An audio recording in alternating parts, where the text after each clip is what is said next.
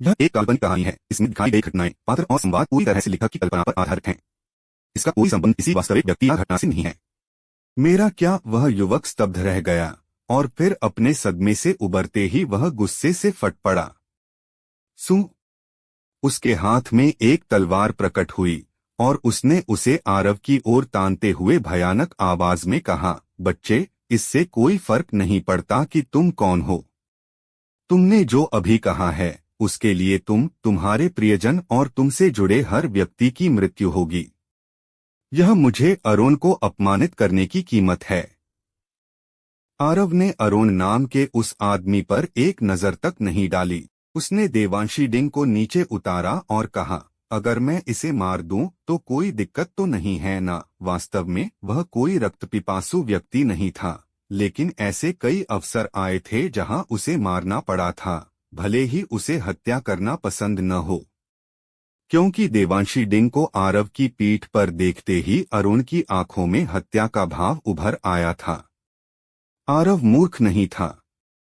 वह स्वाभाविक रूप से जानता था कि अरुण ने देवांशी डिंग की वजह से उसके प्रति हत्या का भाव दिखाया था। वास्तव में उसके और देवांशी के बीच कुछ भी नहीं था, लेकिन वह स्पष्टीकरण नहीं देना चाहता था क्योंकि इससे उसका खुद का अपमान होता। इसके अलावा वह स्पष्टीकरण दे ही क्यों? वह व्यक्ति कौन था जो उससे स्पष्टीकरण पाने का हकदार हो? इसके अलावा समझाना भी बेकार था क्योंकि इस दुनिया में केवल शक्ति का महत्व था। चूंकि वह व्यक्ति उसे मारने का इरादा रखता था, तो वह भी स्वाभाविक रूप से पीछे नहीं हटने वाला था। उसने तुरंत हमला करके उस आदमी को इसलिए नहीं मारा था क्योंकि वह देवांशी डिंग का सम्मान करता था। देवांशी डिंग आरव की बात सुनकर बोलने ही वाली थी कि अरुण अचानक अत्यधिक क्रोध में हंसने लगा और उससे पहले ही बोल पड़ा, मुझे मारोगे? हाँ हाँ, क्या मजाक है? कोई वास्तव में अराजकता के महासागर में मुझे मारने का इरादा रखता है। अच्छा है, बहुत अच्छा। आओ, मैं यहीं खड़ा हूं। अगर तुमने मुझे आज नहीं मारा तो तुम मेरे पोते होगे। आरव ने देवांशी डिंग की ओर देखकर अपने कंधे उचका दिए। देवांशी ने धीरे से आह भरी, अरुण की ओर बढ़ी और फिर उसके चेहरे पर एक जोरदार थप्पड़ जड़ दिया। तड़ाक! अरुण के चेहरे का दाहिना हिस्सा तुरंत लाल हो गया। अरुण वहीं सुन्न रह गया। उसने कभी कल्पना भी नहीं की थी कि उसकी चचेरी बहन, जो अतीत में हमेशा सौम्य रही थी, वास्तव में सार्वजनिक रूप से उसे थप्पड़ मारेगी, और इस वजह से वह थोड़ा चकित रह गया। युवा मास्टर आरव से माफी मांगो, देवांशी डिंग ने दबी आवाज में कहा। तुमने मुझे मारा। अरुण का चेहरा तुरंत हिंसक हो गया और वह पागलों की तरह चिल्लाया, तुमने वास्तव में दूसरे आदमी के लिए मुझे मारा।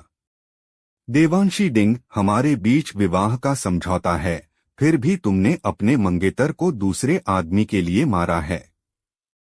तुम! तड़ाक! देवांशी डिंग ने उसे एक और थप्पड़ मारा, जिससे उसकी आवाज अचानक रुक गई। इसी बीच वह बुजुर्ग और युवती अरुण के पास पहुंचे, और अरुण के पूरी तरह लाल दाहिने गाल को देखकर युवती तुरंत आग बबूला हो गई। उसने देवांशी डिंग को गुस्से से घूरा और कहा, चचेरी बहन, मुझे लगा था कि मेरा बड़ा भाई तुम्हारे प्रति गहरा प्रेम और समर्पण रखता है, फिर भी तुमने वास्तव में एक दूसरे आदमी की वजह से उसे मारा, और तुमने उसे माफी मांगने के लिए भी कहा। तुमने वास्तव में मुझे निराश किया है। उस बुजुर्ग ने अपनी भौहें सिकोड़ी और कहा, देवांशी, तुम्हारी हरकतें थोड़ी। उसके चाचा के रूप में उन्होंने देवांशी डिंग को बड़े होते देखा था, और वह उसे बहुत अच्छी तरह जानते थे। वह जानते थे कि वह बिना किसी कारण के ऐसा नहीं करेगी। लेकिन देवांशी सार्वजनिक रूप से और अरुण को बिना कोई सम्मान दिए ऐसा करके कुछ ज्यादा ही आगे बढ़ रही थी। देवांशी डिंग ने अपना सिर हिलाया और कहा, मेरी बुआ के सम्मान में यदि तुम घुटने टेककर माफी मांगते हो तो मैं तुम्हारी जान बचाने के लिए कोई भी कीमत चुकाने को तैयार हूं। उसने आरव की जांच की थी और वह उसके चरित्र को बहुत अच्छी तरह जानती थी। उस समय आरव के बारे में उसका निर्णय यह था कि वह एक प्रतिशोधी और क्रूर पागल व्यक्ति था जो अपने दिल की सुनता था। अरुण ने आरव के प्रति हत्या का भाव जगाया था और आरव ने भी वैसा ही किया था। अंतर यह था कि आरव उसे आसानी से मार सकता था। उसे थोड़ा पछतावा हुआ कि उसने पहले ही सब कुछ स्पष्ट क्यों नहीं किया, लेकिन वह जानती थी कि वह वास्तव में बेकार होता, क्योंकि महिलाओं के मामले में पुरुष हमेशा संकीर्ण सोच वाले होते हैं। वह अरुण को मरने नहीं दे सकती थी। ऐसा इसलिए नहीं था कि उसके मन में उसके लिए भावनाएं थीं, बल्कि केवल इसलिए था क्योंकि अरुण की मां, उसकी बुआ ने उसे पाला था। वह वास्तव में अपनी बुआ को दुखी नहीं देख सकती थी और यही मुख्य कारण था कि उसने उस समय अरुण के साथ विवाह समझौते के लिए सहमति दी थी। देवांशी डिंग की बात सुनकर बुजुर्ग और युवती दोनों थोड़े हैरान रह गए और फिर उनकी नजरें आरव पर टिक गईं। वे मूर्ख नहीं थे। चूंकि देवांशी डिंग ने ऐसी बात कही थी, तो यह निश्चित रूप से इस तलवार साधक की वजह से था जिसने अपनी पीठ पर तलवार का संदूक लादा हुआ था। वह वास्तव में कौन है? वह वास्तव में देवांशी डिंग को इतना भयभीत करने और उसे इतना महत्व देने पर मजबूर करने में सक्षम है। देवांशी डिंग, बहाने बनाना बंद करो। अरुण ने हिंसक अभिव्यक्ति के साथ उसे घूरा और कहा, तो क्या हुआ अगर वह किसी असाधारण कबीले का युवा मास्टर है? क्या दीप्ति वंश और मेरे अरुण वंश की संयुक्त सेनाएं उनसे डरेंगी? तुम बस इसलिए ऐसा कर रही हो क्योंकि तुम्हें वह सुंदर लड़का पसंद आ गया है ना? हाँ हाँ, मुझे पता था। मुझे पता था कि तुम मुझे पसंद नहीं करती। मुझे पता था कि तुमने हमारे बीच विवाह के लिए केवल मेरी मां की वजह से सहमति दी थी। तुम हमारे बीच के विवाह समझौते को तोड़ने के लिए उसे अपने साथ लाई हो, है ना? देवांशी डिंग की आंखों में निराशा की एक झलक दिखाई दी और फिर वह आरव की ओर मुड़ी और बोली, युवा मास्टर आरव, उसे मारने से आपको कोई फायदा नहीं होगा और इसके बजाय यह आपके लिए बहुत बड़ी मुसीबत खड़ी कर देगा। इसलिए देवांशी डिंग, अपना मुंह बंद करो। इसी समय अरुण अचानक गुस्से में चिल्लाया, हम दोनों को शर्मिंदा करना बंद करो। मैं अरुण देखना चाहता हूं कि वह मुझे कैसे मारता है। जब उसने यहां तक कहा तो वह आरव की ओर मुड़ा और हिंसक रूप से हंसा। क्या तुम मुझे मारना नहीं चाहते थे? आओ, मैं यहीं खड़ा हूं। यहां आओ और मुझे मार डालो। यदि तुम मुझे आज नहीं मारते या मारने में असमर्थ रहते हो तो तुम एक कमबख्त। बूम! आरव के शरीर के भीतर से अचानक एक लाल चमक उभरी और उसने अरुण को घेर लिया। अरुण की आवाज अचानक रुक गई और उसके पैर कमजोर पड़ गए और वह आतंक से भरी आंखों के साथ अपने घुटनों के बल गिर पड़ा। आरव ने अपनी कलाई घुमाई और फिर प्रकाश की एक किरण सीधे अरुण की ओर बढ़ी। ठीक इसी समय वह बुजुर्ग अचानक अरुण के सामने प्रकट हुए और उन्होंने उस प्रकाश की किरण पर अपनी हथेली दे मारी। हर रात की कहानी, हर दिन का धमाका, सिर्फ स्टोरी हंगामा पर। तो अभी सब्सक्राइब करें और बेल आइकन दबाएं, क्योंकि अगली कहानी आप मिस ना कर पाए। बूम! प्रकाश की किरण हवा में बिखर गई, लेकिन बुजुर्ग की हथेली के बीच में कुछ सेंटीमीटर लंबा खून से लथपथ घाव बन गया था। बुजुर्ग के चेहरे का हाव भाव फिर से बदल गया क्योंकि उनके जैसे तीसरे रैंक के आत्मोन्नति स्तर के विशेषज्ञ को वास्तव में एक आत्मिक स्तर के साधक ने घायल कर दिया था। बुजुर्ग ने गहरी आवाज में कहा, 8वें स्तर का तलवार इंटेंट, तुम वास्तव में कौन हो? इस समय बुजुर्ग समझ गए कि देवांशी डिंग ने अभी ऐसा व्यवहार क्यों किया था, क्योंकि इस तलवार साधक की पहचान निश्चित रूप से साधारण नहीं थी। कम से कम यह दीप्ति वंश से कमतर तो नहीं होगी, क्योंकि इतनी कम उम्र में 8वें स्तर के तलवार इंटेंट को समझने वाले के पीछे खड़े बल भला कमजोर कैसे हो सकते हैं। आरव ने अपनी हथेली पलटी और शून्य फ्लैश उसकी पकड़ में आ गई। देवांशी डिंग का चेहरा यह देखकर थोड़ा बदल गया और फिर उसकी आकृति आरव के सामने खड़ी हो गई। वह बोलने ही वाली थी कि आरव की तलवार की नोक तुरंत उसके गले के पास पहुंच गई। उसने कहा, अगर तुमने मुझे फिर से रोकने की कोशिश की तो मैं तुम्हें मार डालूंगा। उसकी मां हमेशा उसके लिए एक वर्जना रहेगी। जो कोई भी उसकी इस वर्जना को छुएगा उसे मौत की सजा दी जाएगी। देवांशी स्तब्ध रह गई।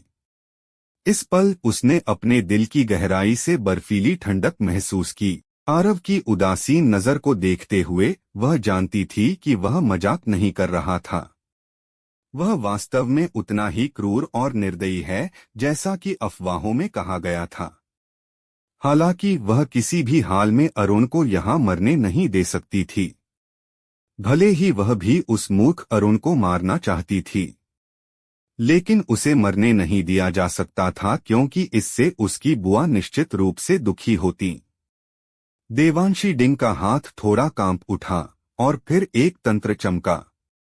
उसके बाद नीले प्रकाश की एक धारा ने अरुण को घेर लिया और अरुण का शरीर थोड़ा हिला और फिर उसका शरीर धीरे धीरे ओझल होने लगा। यह एक रैंडम टेलीपोर्टेशन तंत्र था, एक वास्तविक रैंडम टेलीपोर्टेशन तंत्र। हाँ, क्या तुम मुझे मारना नहीं चाहते थे? आओ और मुझे मार डालो। तुम मुझे नहीं मार सकते हैं? कमबख्त कमीने। क्या तुम्हें अपने प्रियजनों की बहुत परवाह नहीं थी? चिंता मत करो, मैं एक दिन उन सभी को तुम्हारी आंखों के सामने मार डालूंगा। हाँ, अरुण की उन्मत्त आवाज उसी क्षण सुनाई दी जब नीला प्रकाश लगभग गायब हो चुका था। देवांशी डिंग ने अपनी मुट्ठियां जोर से भींच लीं जबकि उसकी आंखें गुस्से से भर गईं। वह वास्तव में एक मूर्ख है।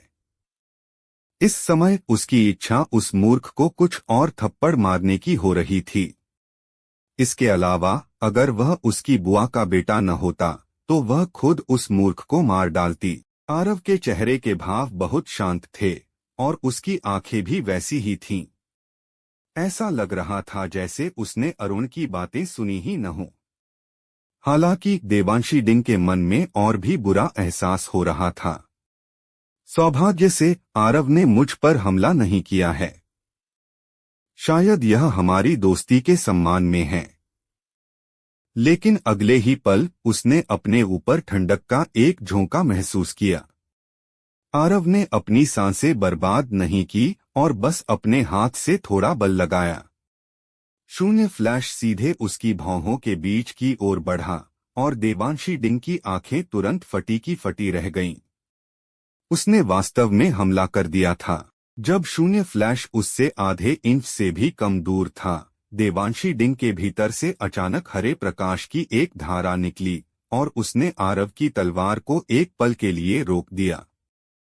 हालांकि आरव के भीतर से लाल प्रकाश की एक किरण चमकी और फिर देवांशी के चारों ओर का हरा प्रकाश तुरंत बिखर गया। इसके अलावा वह आरव के 8वें स्तर के तलवार इंटेंट के दबाव से लगभग कमजोरी के कारण जमीन पर गिर पड़ी। आरव ने अपनी कलाई घुमाने और शून्य फ्लैश को सीधे उसके माथे के बीच में चुभाने में संकोच नहीं किया। स्थानिक पिंजरा। ठीक इसी समय बुजुर्ग आखिरकार अपने सदमे से उबर गए थे और जब उन्होंने देखा कि आरव देवांशी डिंग को मारने का इरादा रखता है तो वह डर गए और उन्होंने तुरंत स्थानिक पिंजरा तकनीक का इस्तेमाल किया। शून्य फ्लैश एक बार फिर रुक गया, जिससे आरव की आंखों में एक क्रूर भाव आ गया। आरव ने अपनी दाहिनी कलाई घुमाई और उसका तलवार इंटेंट तेजी से बाहर निकला। बूम! बुजुर्ग का स्थानिक पिंजरा तुरंत छिन्न भिन्न हो गया। बुजुर्ग चकित रह गए। उनके पास सोचने का समय नहीं था और उन्होंने तेजी से आरव पर अपनी हथेली से वार किया। आरव की आंखें थोड़ी संकुचित हुईं और उसने बुजुर्ग पर शून्य फ्लैश से प्रहार किया। उसी समय उसने अपना दाहिना पैर उठाया और देवांशी डिंग के पेट में लात मार दी। बूम! देवांशी डिंग की आकृति सी के आकार में मुड़ गई और वह 100 मीटर से अधिक पीछे जा गिरी और उसके मुंह से तुरंत खून का फव्वारा निकल पड़ा। हिस शून्य फ्लैश बुजुर्ग की हथेली से टकराया और फिर वह बुजुर्ग की हथेली के पार निकल गया, जिससे उसकी आधी हथेली हवा में उड़ गई और उससे खून की बौछार होने लगी। बुजुर्ग आश्चर्य से बोले, एक दिव्य कलाकृति और 8वें स्तर का तलवार इंटेंट, तुम वास्तव में कौन हो? इस बार बुजुर्ग वास्तव में सदमे में थे, क्योंकि आरव ने इतनी कम उम्र में न केवल 8वें स्तर का तलवार इंटेंट हासिल किया था, बल्कि उसके पास एक दिव्य कलाकृति भी थी। वह निश्चित रूप से कोई साधारण व्यक्ति नहीं है। वह लड़का अरुण वास्तव में एक मूर्ख है। उसने वास्तव में दीप्ति वंश और अरुण वंश पर ऐसा भयानक दुश्मन मोल ले लिया है। आरव ने अपनी सांसें बर्बाद नहीं की। उसके भीतर की गूढ़ ऊर्जा शून्य फ्लैश में समा गई और फिर उससे तुरंत एक गर्जना गूंज उठी। आरव ने अपने बाएं हाथ में शून्य फ्लैश को पकड़ा और तेजी से उसे आगे की ओर चलाया। बुजुर्ग उलझन में थे। एक क्षण बाद बुजुर्ग की पुतलियां बुरी तरह सिकुड़ गईं, जबकि उनके पूरे शरीर के रोंगटे खड़े हो गए। उस बूढ़े व्यक्ति की आकृति बिजली की तरह कौंधी और उसी जगह से ओझल हो गई। लेकिन फिर भी बहुत देर हो चुकी थी और उसका हाथ कटकर दूर जा गिरा। जब वह बूढ़ा व्यक्ति 100 मीटर से अधिक दूर प्रकट हुआ तो उसकी आंखों में केवल डर नहीं बल्कि आतंक था। आखिर किस शक्ति ने ऐसे राक्षसी प्रतिभाशाली को पाला है? मैं एक तीसरे रैंक का आत्मोन्नति स्तर का विशेषज्ञ हूँ, लेकिन मैं वास्तव में उसकी तलवार के एक ही प्रहार से लगभग मारा गया था। जब आरव उस बूढ़े व्यक्ति को मारने में असफल रहा तो उसकी आंखों में निराशा और अनिच्छा की एक झलक कौंधी। आखिरकार उसके घाव अभी भी नहीं भरे थे और अभी शून्य फ्लैश का बलपूर्वक उपयोग करने से उसके शरीर के भीतर की गूढ़ ऊर्जा लगभग पूरी तरह समाप्त हो गई थी। इस क्षण वह बिल्कुल भी दोबारा शून्य फ्लैश का उपयोग नहीं कर सकता था, वरना उन सबको मारने की बात तो दूर, सुरक्षित निकलना भी उसके लिए एक समस्या बन जाता। आरव उस युवती की ओर देखने के लिए मुड़ा जो वहीं सुन्न खड़ी थी। आरव की नजर पड़ते ही उसका शरीर कांपने लगा और वह कांपती आवाज में बोली, पास मत आना। युवराज आरव, क्या आपका गुस्सा अभी भी शांत नहीं हुआ? खांसते हुए। ठीक इसी समय देवांशी डिंग अपने पेट को पकड़े हुए धीरे धीरे आरव की ओर बढ़ी। उसका चेहरा बेहद पीला था, होठों पर खून लगा था, उसकी भौहें थोड़ी सिकुड़ी हुई थीं और उसके चेहरे पर दर्द के भाव साफ झलक रहे थे। आरव ने कहा, क्या ऐसे व्यक्ति के लिए अपनी जान गंवाना उचित है? देवांशी डिंग ने अपना सिर हिलाया और कहा, मेरा पालन पोषण उसकी माँ ने किया है और वह मुझे अपनी बेटी की तरह मानती है। तो मैं उनके इकलौते बेटे को अपनी आंखों के सामने मरते हुए कैसे देख सकती हूँ? इसके अलावा यदि आपने उसे मार दिया तो निश्चित रूप से पूरा चंद्रवंश कबीला आपका पीछा करेगा और यहाँ तक कि मेरा दीप्ति वंश भी इसमें शामिल हो सकता है। मैं जानती हूँ कि आप उससे नहीं डरते। हालांकि क्या आपने सोचा है कि अगर ऐसा हुआ तो हमारे सहयोग का क्या होगा? इसके अलावा यह मेरे दीप्ति वंश और चंद्रवंश कबीले को युगेंद्र की ओर धकेलने के बराबर है। आखिरकार अगर हम आपके साथ कट्टर दुश्मन बन गए तो हमारे पास युगेंद्र का साथ देने के अलावा कोई विकल्प नहीं बचेगा। आरव एक पल के लिए चुप रहा और फिर उसने सिर हिलाकर कहा, तो फिर जाओ और युगेंद्र का साथ दो। जैसे ही उसने बोलना समाप्त किया, आरव मुड़ा और चला गया। शायद आरव दूसरों की नजर में एक उतावला व्यक्ति, पूरी तरह से बिना दिमाग वाला और जल्दबाज व्यक्ति लग रहा था, क्योंकि वह समझौता करना या लचीला होना नहीं जानता था। बिल्कुल पहले वाली उस घटना की तरह। अगर उसने अरुण पर हमला नहीं किया होता तो उसे बस थोड़ा सहन करना पड़ता और वह दीप्ति वंश जैसा सहयोगी प्राप्त कर सकता था और उसे उनका दुश्मन नहीं बनना पड़ता। कोई भी अन्य व्यक्ति सामान्य स्थिति के लिए ऐसी छोटी बातों में धैर्य रखना चुनता, लेकिन आरव ने ऐसा नहीं किया। उसने अरुण को मारना चुना था क्योंकि वह आरव था। उसकी राय में वह अपने दिल की आवाज के अनुसार काम करेगा और वह अरुण को मारना चाहता था। उसे दूसरों के लिए खुद को गलत क्यों साबित करना चाहिए?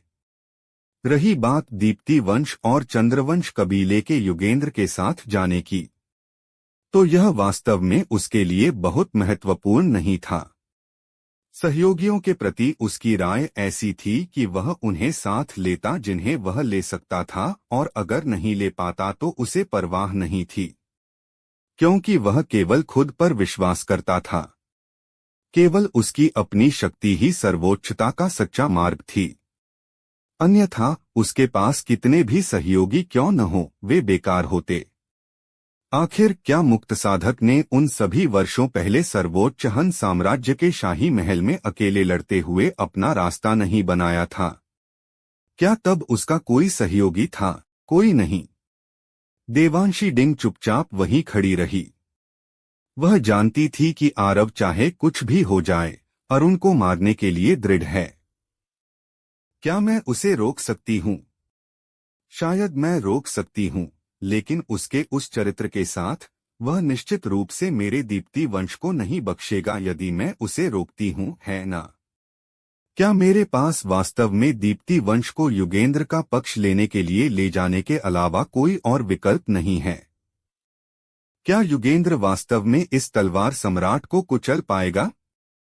यदि वह नहीं कर पाया तो दीप्ति वंश वास्तव में बर्बाद हो जाएगा। दीप्ति वंश को मृत्युलोक सम्राट का अनुसरण नहीं करना चाहिए, अन्यथा इसे एक राक्षसी आपदा झेलनी होगी। तियानजी की आवाज देवांशी डिंग के दिमाग में गूंजी। उसने उन पर विश्वास किया क्योंकि तियानजी के शब्दों ने ही अतीत में दीप्ति वंश को विनाश से बचने में मदद की थी। इसके अलावा उसके पूर्वज के तियानजी के साथ अच्छे संबंध थे, इसलिए उनका दीप्ति वंश को धोखा देना असंभव था। लेकिन उस तरह से इसने उसे मुश्किल स्थिति में डाल दिया था। वह युगेंद्र का पक्ष नहीं ले सकती थी, फिर भी आरव के साथ उसके संबंध इस हद तक विकसित हो गए थे। चचेरी बहन,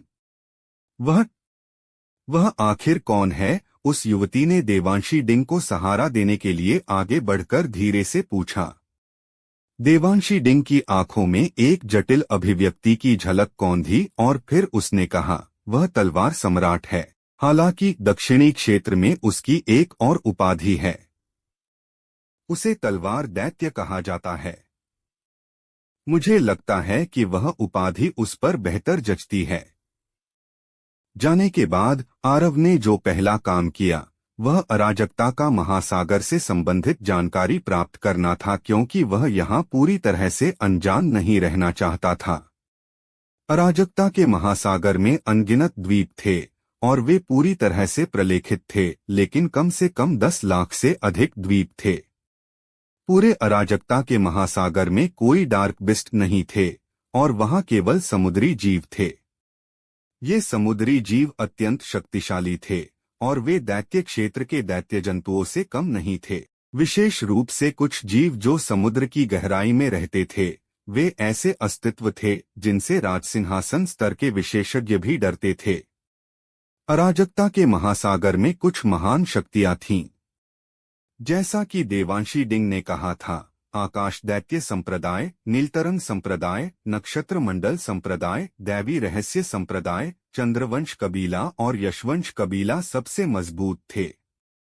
इसके अलावा दीप्ति वंश उन सब में सबसे मजबूत था। हालांकि दीप्ति वंश तुलनात्मक रूप से लो प्रोफाइल रखता था और काम करते समय हमेशा बचने की गुंजाइश छोड़ता था, इसलिए अराजकता के महासागर में दीप्ति वंश की बहुत अच्छी प्रतिष्ठा थी। जहां तक उस कबीले की बात है जिससे अरुण संबंधित था, यानी चंद्रवंश कबीला, वह केवल एक तीसरे दर्जे का कबीला था और यह केवल दीप्ति वंश के कारण ही था कि वह अराजकता के महासागर में प्रथम श्रेणी का कबीला बन गया था। हालांकि क्योंकि चंद्रवंश कबीले ने कभी भी कोई उत्कृष्ट प्रतिभाशाली पैदा नहीं किया, इसलिए वह कबीला लगातार पतन की ओर था, और यदि दीप्ति वंश नहीं होता तो शायद अराजकता के महासागर से इसका अस्तित्व ही समाप्त हो गया होता। पूरे अराजकता के महासागर के बारे में जानकारी प्राप्त करने के बाद आरव को एक दूरस्थ, निर्जन और सुनसान द्वीप मिला, जहां उसने कुछ स्वर्ण सूर्य पाषाण निकाले और उनके भीतर की ऊर्जा को अवशोषित करना शुरू कर दिया। इस समय उसके लिए महत्वपूर्ण मामला अपनी शक्ति को वापस पाना था। जहां तक अरुण की बात है, क्या उसे अरुण के कहीं जाने की चिंता करने की जरूरत थी?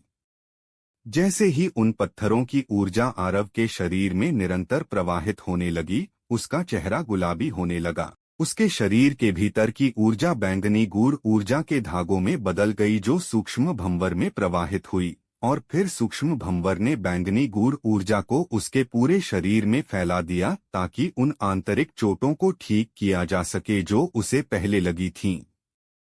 समय धीरे धीरे बीतता गया और देखते ही देखते 6 घंटे बीत गए। आरव के शरीर के भीतर के घाव 3 पत्थरों का सेवन करने के बाद व्यावहारिक रूप से भर गए थे, और उसके सूक्ष्म भंवर के भीतर की गूढ़ ऊर्जा भी भर गई थी। हालांकि आरव ने थोड़ा असहाय महसूस किया, क्योंकि उसे लगा कि वह अपनी साधना में आगे बढ़ने वाला है।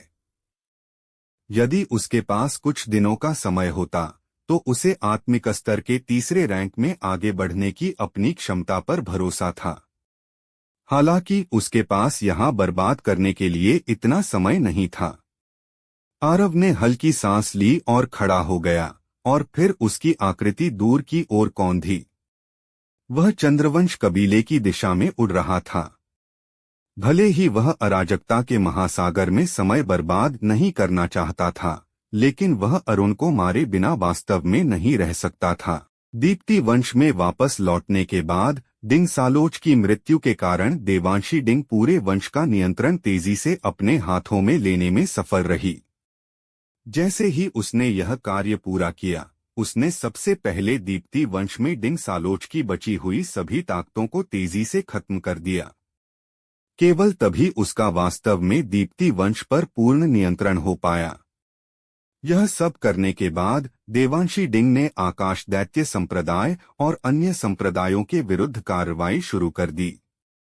आधे दिन से भी कम समय में उनके नियंत्रण वाले 10,000 से अधिक द्वीपों का पूरी तरह से सफाया कर दिया गया।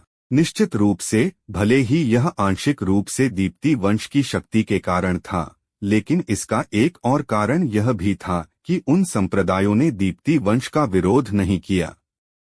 जल्द ही आकाश दैत्य संप्रदाय, नीलतरंग संप्रदाय, नक्षत्र मंडल संप्रदाय और दैवी रहस्य संप्रदाय ने खुले तौर पर अपने गठबंधन की घोषणा कर दी, और उनकी सभी सेनाएं एक साथ एकत्र हो गईं।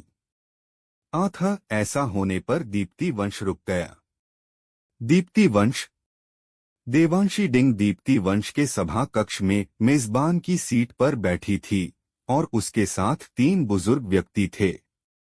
वे दीप्ति वंश के मुख्य स्तंभ थे। कुलपति, अब हम क्यों रुक गए हैं? उन संप्रदायों ने पूर्व कुलपति को गंभीर रूप से घायल किया और बुजुर्ग डिंग सालोच को मार डाला। यहां तक कि आप भी लगभग उनके हाथों में फंस ही गई थीं।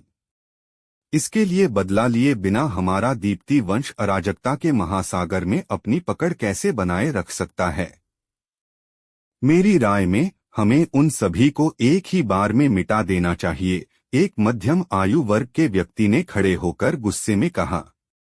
बैठ जाओ, देवांशी डिंग के पास वाले एक बुजुर्ग ने उस मध्यम आयु वर्ग के व्यक्ति को गुस्से में घूरते हुए कहा। चंद्रवीर, देवांशी ने ऐसा किया है तो स्वाभाविक रूप से इसका कोई कारण होगा। तुम किस बात पर चिल्ला रहे हो? चंद्रवीर नाम के उस व्यक्ति ने अपने होंठ सिकोड़ लिए। भले ही वह थोड़ा नाराज था, लेकिन उसने बुजुर्ग के खिलाफ जाने की हिम्मत नहीं की और केवल अनिच्छा से बैठ गया। देवांशी डिंग ने उनकी ओर देखा और कहा, मैं समझती हूं कि आप सभी कैसा महसूस कर रहे हैं, और यह वास्तव में हमारे दीप्ति वंश के लिए एक बहुत बड़ा अपमान है। मैं बदला लेने की आपकी इच्छा को वास्तव में समझती हूँ, लेकिन क्या आप सभी ने सोचा है कि उन संप्रदायों ने हमारे दीप्ति वंश के खिलाफ सेना में शामिल होने की हिम्मत क्यों की, जबकि वे स्पष्ट रूप से हमारे दीप्ति वंश से बहुत कमतर हैं और अतीत में तो हमें नाराज न करने का भी ध्यान रखते थे। बुजुर्ग, जिसने अभी अभी चंद्रवीर को रोका था, माथे पर बल डालते हुए बोला। देवांशी, तुम्हारा मतलब है कि कोई उनका समर्थन कर रहा है? देवांशी डिंग ने सिर हिलाया और कहा, अगर उन्हें किसी का समर्थन नहीं होता तो क्या वे हमारे दीप्ति वंश के खिलाफ कार्रवाई करने की हिम्मत भी करते? चूंकि उन्होंने ऐसा करने की हिम्मत की है, तो इसका मतलब है कि उनका समर्थन करने वाली शक्ति निश्चित रूप से हमारे दीप्ति वंश से कम नहीं है, या शायद हमारे दीप्ति वंश से भी श्रेष्ठ है। यदि हम बिना सोचे समझे आक्रमण करना जारी रखते हैं, तो पूरी संभावना है कि यह उस शक्ति को फायदा उठाने और हमारे दीप्ति वंश के विनाश का अवसर प्रदान करेगा। कमरे में कुछ देर सन्नाटा छाया रहा, फिर अचानक किसी ने कहा, क्या यह सर्वोच्च हंस साम्राज्य है? यह सुनकर दूसरों के चेहरे के हाव भाव थोड़े बदल गए। भले ही दीप्ति वंश अराजकता के महासागर में एक अधिपति था, लेकिन सर्वोच्च हंस साम्राज्य जैसे विशाल साम्राज्य की नजर में इसकी ताकत कुछ भी नहीं थी। अगर वास्तव में सर्वोच्च हंस साम्राज्य ही दीप्ति वंश के खिलाफ कार्रवाई कर रहा था, तो दीप्ति वंश वास्तव में खतरे में था। हम सर्वोच्च हंस साम्राज्य के साथ गठबंधन क्यों नहीं कर लेते? उनमें से एक ने धीमी आवाज में कहा। कुलपति, मृत्युलोक सम्राट के उत्थान को रोका नहीं जा सकता। हमारे दीप्ति वंश को वास्तव में ऐसी किसी चीज के सामने नहीं खड़ा होना चाहिए जिसे वह रोक नहीं सकता। मेरा सुझाव है कि हमें सर्वोच्च हंस साम्राज्य के साथ गठबंधन करने की पहल करनी चाहिए। यदि हम ऐसा करने के इच्छुक हैं, तो मेरा मानना है कि सर्वोच्च हंस साम्राज्य निश्चित रूप से उन संप्रदायों के बजाय हमें चुनेगा। मुझे लगता है कि डिंगसेंग सही कह रहा है, एक अन्य मध्यम आयु वर्ग के व्यक्ति ने खड़े होकर कहा। अतीत में महाद्वीपों के बीच अवरोध मौजूद था, इसलिए हमारा दीप्ति वंश सर्वोच्च हंस साम्राज्य पर कोई ध्यान नहीं देता था। लेकिन अब वह नष्ट हो चुका है, इसलिए यदि सर्वोच्च हंस साम्राज्य हमें नष्ट करने का इरादा रखता है, तो हमारा दीप्ति वंश अपनी रक्षा कैसे करेगा? इस प्रकार हमारे दीप्ति वंश को सर्वोच्च हंस साम्राज्य के साथ सहयोगी बनने की पहल करनी चाहिए और उसके साथ अपने संबंधों को सुधारना चाहिए। देखते ही देखते कई और लोगों ने सहमति जताई और उन्होंने सुझाव दिया कि देवांशी डिंग को दीप्ति वंश को सर्वोच्च हंस साम्राज्य के साथ गठबंधन करने की अनुमति देनी चाहिए। क्या आप सभी भूल गए हैं कि तियानजी ने क्या कहा था? देवांशी डिंग ने उनकी ओर उदासीनता से देखा। यदि वह आरव से नहीं मिली होती, तो पूरी संभावना थी कि वह अभी भी सर्वोच्च हंस साम्राज्य के साथ गठबंधन करना चुनती, क्योंकि यह अभी दीप्ति वंश के लिए सबसे अच्छा विकल्प था। हालांकि आरव से मिलने के बाद वह जानती थी कि यह वही सबसे अच्छा विकल्प है जो भविष्य में दीप्ति वंश पर आपदा ला सकता है, जैसा कि तियानजी ने कहा था। सर्वोच्च हंस साम्राज्य बहुत शक्तिशाली था। सर्वोच्च हंस साम्राज्य का युगेंद्र वास्तव में मृत्युलोक सम्राट था और उसे कई वंशों और संप्रदायों का समर्थन भी प्राप्त था। लेकिन क्या आरव कमजोर था? शायद महापर्वत श्रृंखला और डार्क बिस्ट साम्राज्य सर्वोच्च हंस साम्राज्य से कमतर थे, लेकिन दैत्य इलाके के दैत्य सम्राट के बारे में क्या? तियानजी के बारे में क्या? तियानजी के पास जो बुद्धिमत्ता थी, यदि वह आरव के बारे में कुछ नहीं जानते होते या आरव से संबंधित कुछ भविष्यवाणी नहीं की होती, तो क्या वह अपनी बेटी की शादी आरव से होने देते और आरव का समर्थन करते? सबसे महत्वपूर्ण बात यह थी कि आरव की अपनी क्षमता असाधारण रूप से भयानक थी। जब तक वह समय से पहले नहीं मरता, तब तक वह निश्चित रूप से मुक्त साधक की तरह एक असाधारण विशेषज्ञ बन जाएगा। आखिरकार उन सभी वर्षों पहले सर्वोच्च हन साम्राज्य की समग्र शक्ति बहुत अधिक मजबूत थी, लेकिन क्या उसे फिर भी मुक्त साधक के हमले का सामना नहीं करना पड़ा था? यहाँ तक कि वह उसके शाही महल तक पहुंच गया था। बेशक एक और भी महत्वपूर्ण कारण था। वह यह था कि इस बार वह और उसके पिता दोनों लगभग मर ही चुके थे। उसके पिता अभी भी बेहोश थे, और यह सब युगेंद्र की वजह से था। तो वह युगेंद्र के साथ गठबंधन कैसे कर सकती थी? यहाँ मौजूद बाकी लोग चुप हो गए। वे तियानजी की बात को नजरअंदाज नहीं कर सकते थे। वह एक किंवदंती थे, और उनके ही कुछ शब्दों ने दीप्ति वंश को आज इस मुकाम पर पहुंचाया था। देवांशी डिंग के बगल वाले बुजुर्ग ने सिर हिलाया और कहा, नन्ही बच्ची, फैसला तुम लो। मुझे विश्वास है कि तुम दीप्ति वंश को बर्बाद नहीं होने दोगी। देवांशी डिंग कुछ देर शांत रही और फिर उसने कहा, अभी इस मामले को एक तरफ रख देते हैं।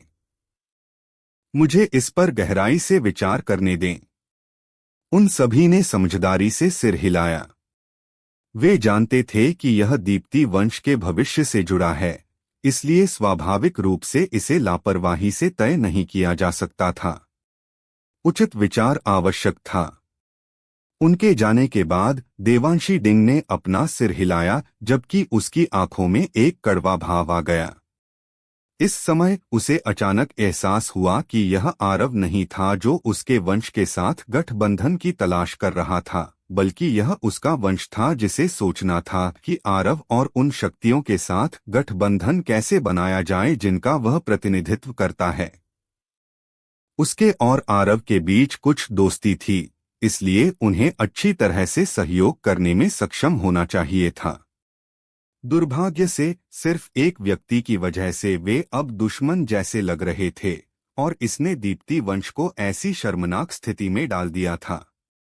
अरुण वास्तव में मौत का हकदार है। जब उसने उसके बारे में सोचा, तो देवांशी डिंग के चेहरे के हाव भाव अचानक बदल गए, और फिर वह खड़ी हो गई और चिल्लाई, शिवकांत, जल्दी से चंद्रवंश कबीले को सूचित करें कि अरुण को तुरंत छिपा दें। नहीं, इसकी कोई आवश्यकता नहीं है, पहले ही बहुत देर हो चुकी है। हम चंद्रवंश कबीले जा रहे हैं। देवांशी डिंग दीप्ति वंश में लौटते ही कामों की एक श्रृंखला में पूरी तरह से व्यस्त हो गई थी, इसलिए वह अरुण को भूल गई थी। अब जब उसे याद आया, तो उसने अंततः एक समस्या के बारे में सोचा, क्या आरव के लिए अरुण को छोड़ना संभव था? उत्तर यह था कि यह असंभव था। आरव के चरित्र के साथ वह निश्चित रूप से अरुण को मार डालेगा। इसके अलावा चंद्रवंश कबीले के पास कोई राजसिंहासन स्तर का विशेषज्ञ नहीं था, तो वह आरव को कैसे रोक पाएगा? चंद्रवंश कबीला अराजकता के महासागर में एक द्वीप पर स्थित था। चंद्रवंश कबीले में लौटने के बाद अरुण गुस्से से लगभग फट ही पड़ा जब उसने सोचा कि उसकी मंगेतर ने वास्तव में सार्वजनिक रूप से उसे मारा था और दूसरे आदमी के कारण उसे घुटने टेकने और माफी मांगने के लिए कहा था। यह किसी भी पुरुष के लिए एक असाधारण अपमान था। अरुण की देवांशी डिंग के साथ परेशानी मोल लेने की हिम्मत नहीं थी। भले ही वह नाम के लिए उसकी मंगेतर थी, लेकिन वह अच्छी तरह से जानता था कि उसके लिए रिश्ता तोड़ना बहुत आसान था। इसके अलावा जरा सी गलती दीप्ति वंश को नाराज कर सकती थी और वह चंद्रवंश कबीले पर आपदा ला सकती थी। लेकिन वह इस अपमान और गुस्से को पी जाने में वास्तव में असमर्थ था। जहां वह देवांशी डिंग के साथ पंगा लेने की हिम्मत नहीं करता था, वहीं आरव की बात आने पर उसे बिल्कुल भी चिंता नहीं थी। इसलिए वह चंद्रवंश कबीले में लौटने पर अपनी मां से मिलने गया और फिर उसने बढ़ा चढ़ाकर बताया कि उसके, देवांशी डिंग और आरव के बीच क्या हुआ था। अरुण की मां 40 वर्ष की एक सुंदर महिला थी और उसका नाम शिवानी था। वह पहले दर्जे की आत्मोन्नति स्तर की विशेषज्ञ थी। ऐसी ताकत स्वाभाविक रूप से पूरे चंद्रवंश कबीले में सबसे अच्छी नहीं थी, लेकिन देवांशी डिंग के साथ उसके संबंधों के कारण चंद्रवंश कबीले में उसका दर्जा बहुत ऊंचा था। उसका दर्जा उसके पति यानी अरुण के पिता से भी ऊंचा था। उसकी बात सुनने के बाद शिवानी ने कहा, मैंने खुद देवांशी डिंग को पाला है। वह कोई एहसान फरामोश और विश्वासघाती व्यक्ति नहीं है, इसलिए तुमने शायद उसे गलत समझा होगा। लेकिन इससे कोई फर्क नहीं पड़ता। जब मैं तुम्हारे साथ उसे सब कुछ समझाने जाऊंगी तो सब ठीक हो जाना चाहिए। रही बात उस आदमी की, उसने वास्तव में मेरे अरुण को मारने की कोशिश करने की हिम्मत की। मैं उसे बिल्कुल नहीं छोड़ूंगी, भले ही वह देवांशी का दोस्त ही क्यों न हो। माँ, वह बहुत शक्तिशाली है। अरुण की छोटी बहन काव्या अचानक बोल पड़ी। यहाँ तक कि अंकल डिंग भी उसके हाथों लगभग मारे ही गए थे। इसके अलावा वह दक्षिणी क्षेत्र का तलवार सम्राट है। यह सबसे अच्छा होगा यदि हम उसे नाराज न करें। उसने अपनी आंखों से आरव की ताकत देखी थी और वह वास्तव में इसे अब तक भूल नहीं पाई थी। उसने आत्मिक स्तर के दूसरे दर्जे पर रहते हुए लगभग एक आत्मोन्नति स्तर के विशेषज्ञ को मार डाला था। यह कुछ ऐसा था जिसके बारे में उसने कभी सुना भी नहीं था। तलवार सम्राट, शिवानी ने भौहें सिकोड़ी और कहा, कैसा तलवार सम्राट? उस युवती ने कुछ कहने का इरादा किया, लेकिन अरुण उससे पहले ही बोल पड़ा। कैसा तलवार सम्राट? वह दक्षिणी क्षेत्र का सिर्फ एक कचरा तलवार साधक है। काव्या, तुम्हारा बड़ा भाई कौन है? मुझ पर जुल्म हुआ है, लेकिन तुम वास्तव में अभी भी एक बाहरी व्यक्ति की ओर से बोल रही हो। तुम कितनी गद्दार हो। उस युवती को तुरंत बुरा लगा। वह कुछ कहना चाहती थी, लेकिन शिवानी ने अपना हाथ लहराया और कहा, चाहे वह कोई भी हो, मैं उसे नहीं छोड़ूंगी क्योंकि उसने मेरे बेटे को मारने की कोशिश करने की हिम्मत की है। मेरे चंद्रवंश कबीले के स्काउट्स को उसे खोजने का आदेश दें और जैसे ही वह मिले तुरंत उसके ठिकाने की रिपोर्ट करें।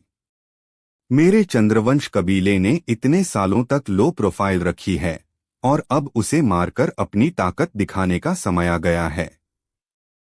मुझे नहीं लगता कि देवांशी उस आदमी के लिए मेरी निंदा करेगी। शिवानी की बात सुनकर अरुण तुरंत खुश हो गया, क्योंकि देवांशी डिंग के प्रेमी को मारना निश्चित रूप से तब किया जाएगा जब उसे अपनी मां का समर्थन प्राप्त होगा। क्या वह व्यक्ति वास्तव में अपने प्रियजनों की परवाह नहीं करता है? मैं उसके सभी प्रियजनों को पकड़ने के लिए कुछ सेना भेजूंगा और उसकी आंखों के सामने उन्हें अपमानित करूंगा। तब मुझे देखने दो कि वह कैसा दिखेगा। ऐसी स्थिति के बारे में सोचकर अरुण के होठों के कोनों पर खुशी की मुस्कान आ गई।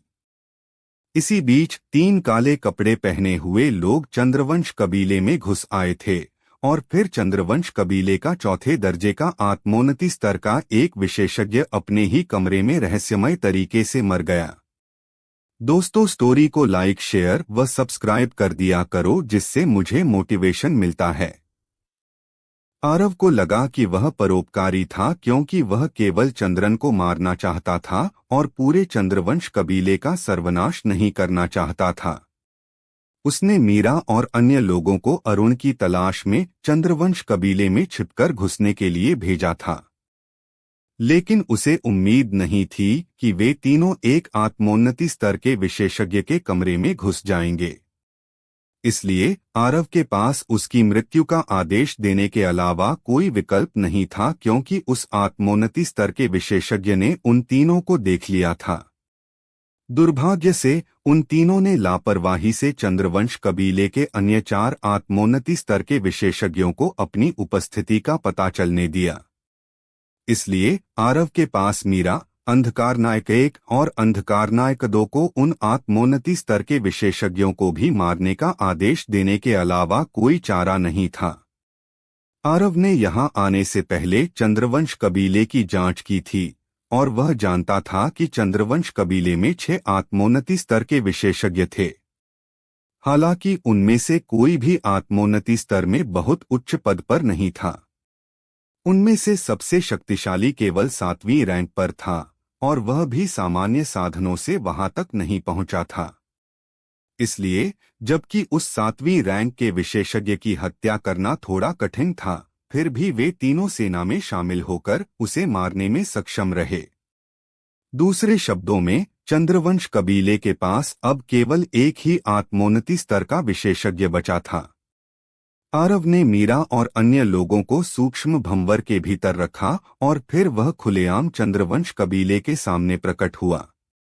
स्वर्ग का सदाचार निर्दोषों को न मारना है।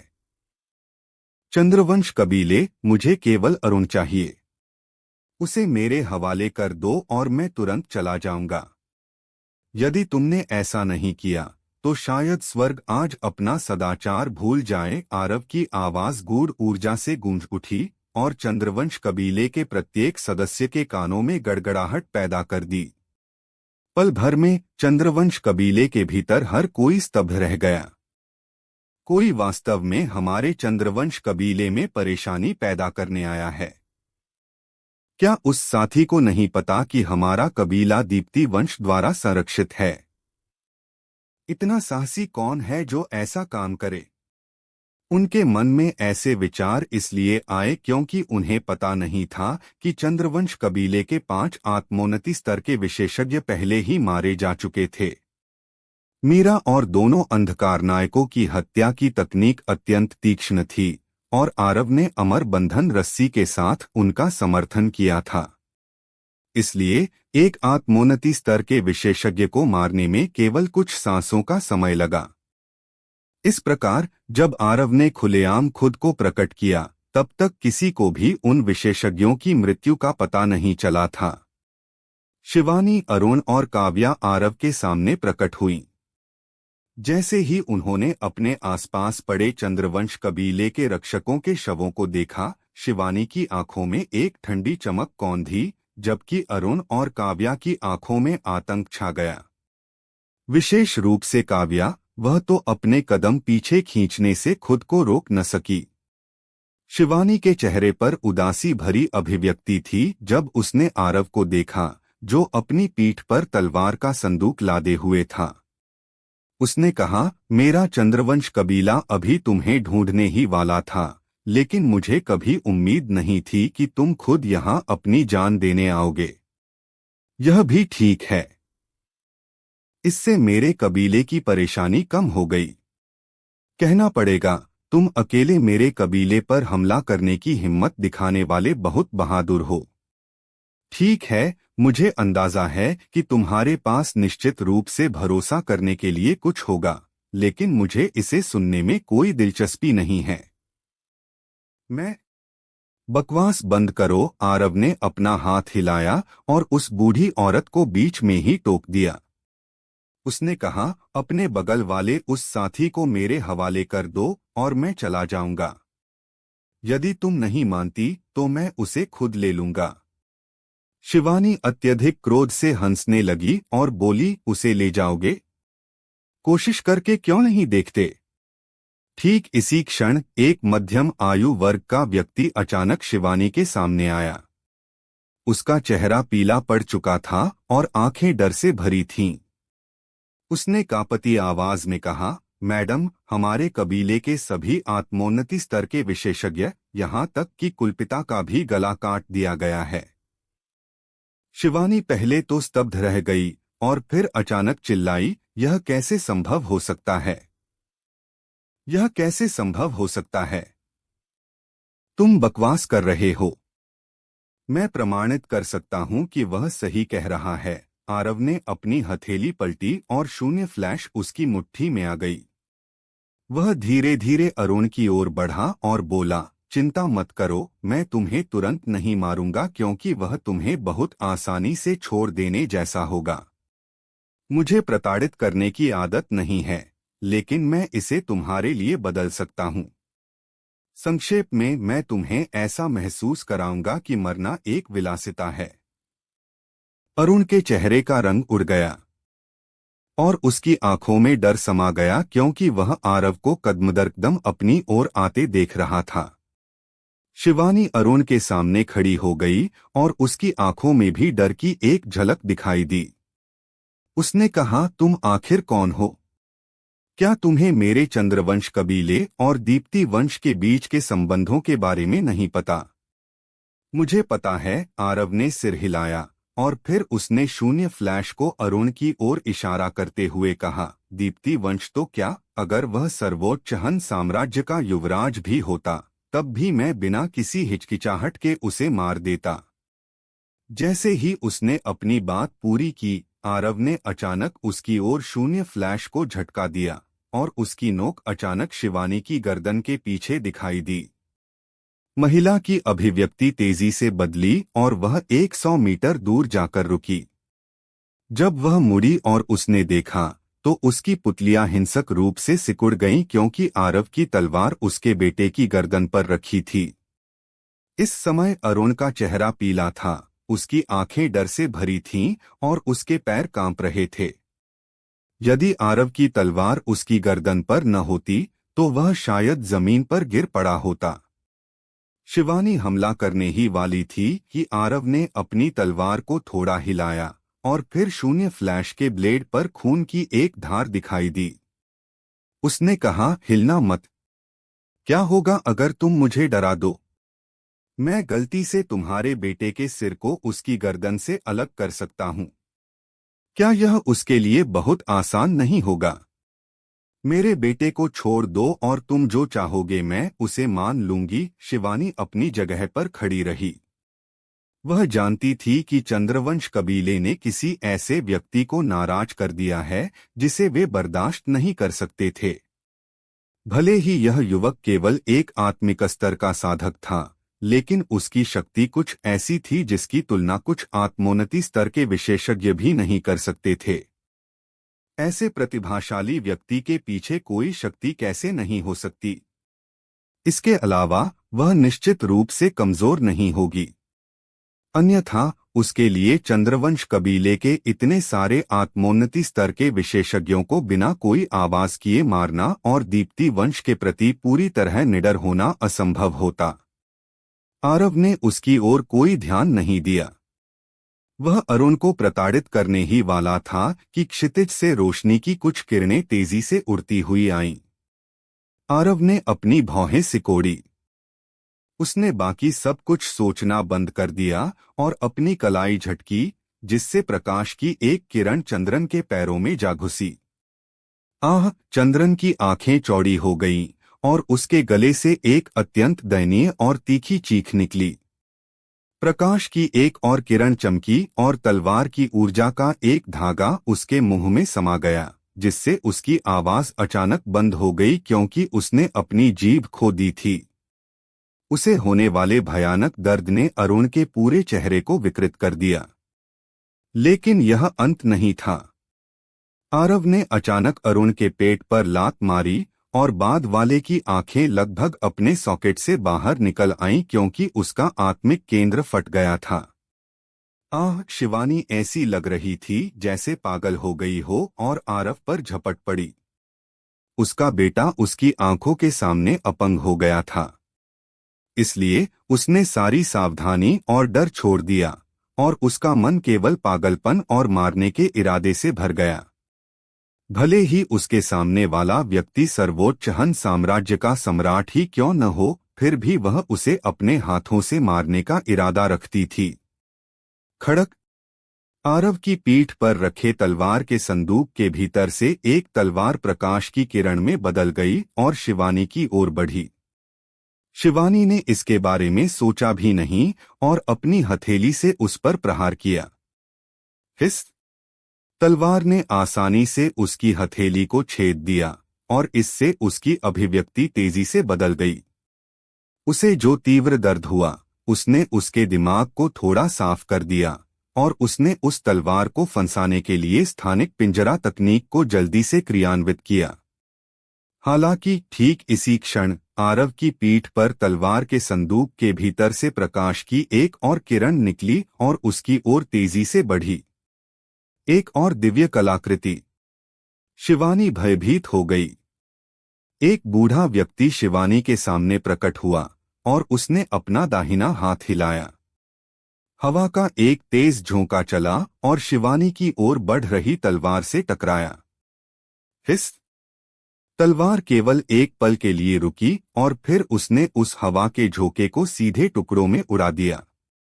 यह बूढ़े आदमी ने आश्चर्य जताया।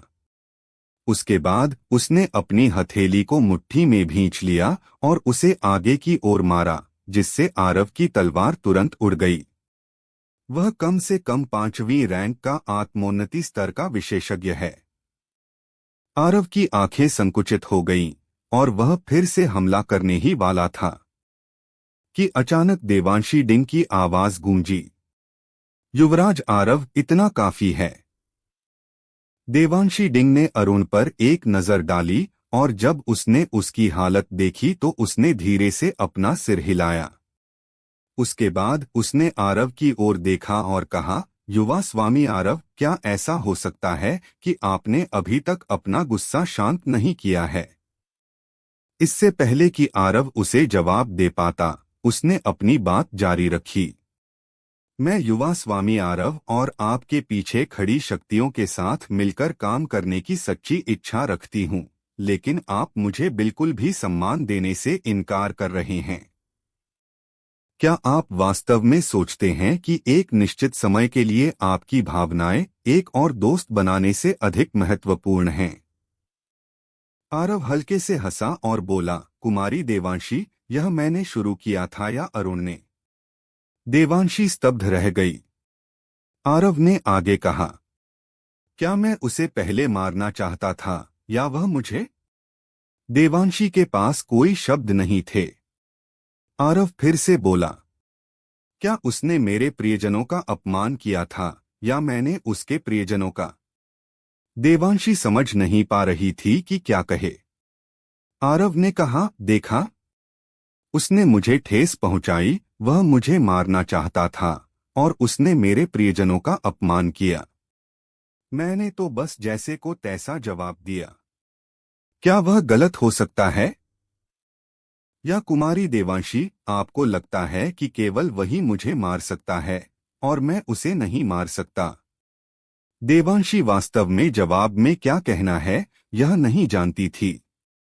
आरव ने कहा, कुमारी देवांशी, मैंने आपकी जान बचाई और आपको वहां से बाहर निकाला, फिर भी आपके मंगेतर ने मुझे गलत समझा और यहाँ तक कि उसने मेरे प्रति हत्या की भावना जगाई और मेरे प्रियजनों का अपमान किया।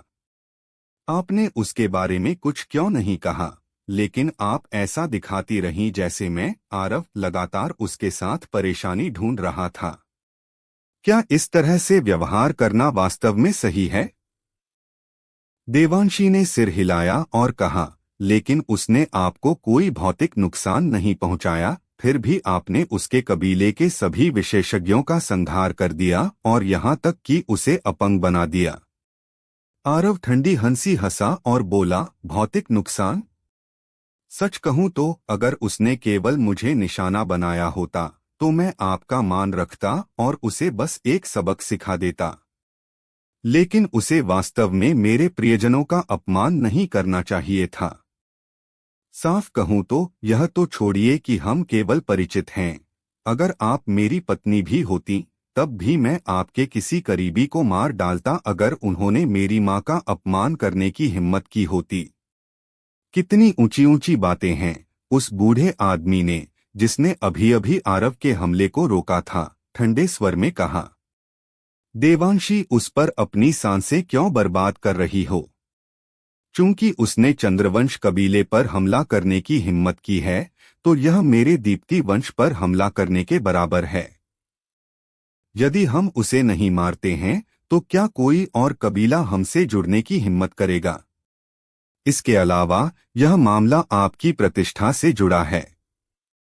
यदि आपके मंगेतर पर हमला होने के बाद आप कार्रवाई नहीं करती हैं तो हर तरह की गपशप को फैलने से रोकना असंभव होगा। मां! ठीक इसी समय एक युवती की हैरान कर देने वाली चीख गूंजी। उन सभी ने आवाज के स्रोत की ओर देखा और उन्होंने देखा कि अरुण की गर्दन मरोड़ दी गई थी और इसे करने वाली कोई और नहीं बल्कि शिवानी थी। आरव की आंखें सिमट गईं, जबकि उसके शरीर के भीतर की गूढ़ ऊर्जा उबलने लगी। अरुण की गर्दन मरोड़ने के बाद शिवानी ने अरुण के शव को अपने हाथों में लिया और देवांशी डिन की ओर चल दी। थप! वह देवांशी के सामने घुटनों के बल बैठ गई। देवांशी ने जल्दी से शिवानी को उठाने की कोशिश की, लेकिन वह ऐसा नहीं कर सकी। देवांशी, चाची ने तुमसे कभी कुछ नहीं मांगा, लेकिन मैं अब तुमसे कुछ मांग रही हूं। कृपया अरुण का बदला लो। जैसे ही उसने कहा, उसने देवांशी के सामने माथा टेकना शुरू कर दिया। देवांशी ने जल्दी से कहा, चाची, कृपया खड़ी हो जाइए। जब तक तुम सहमत नहीं हो जाती, मैं यहीं घुटनों के बल बैठी रहूंगी, शिवानी ने कहा। वह जानती थी कि उसकी अपनी ताकत अपने बेटे का बदला लेने के लिए बिल्कुल अपर्याप्त थी और केवल दीप्ति वंश ही इसे पूरा कर सकता था। देवांशी ने हल्के से आह भरी और कहा, चाची, मुझे इस तरह मजबूर क्यों कर रही हैं?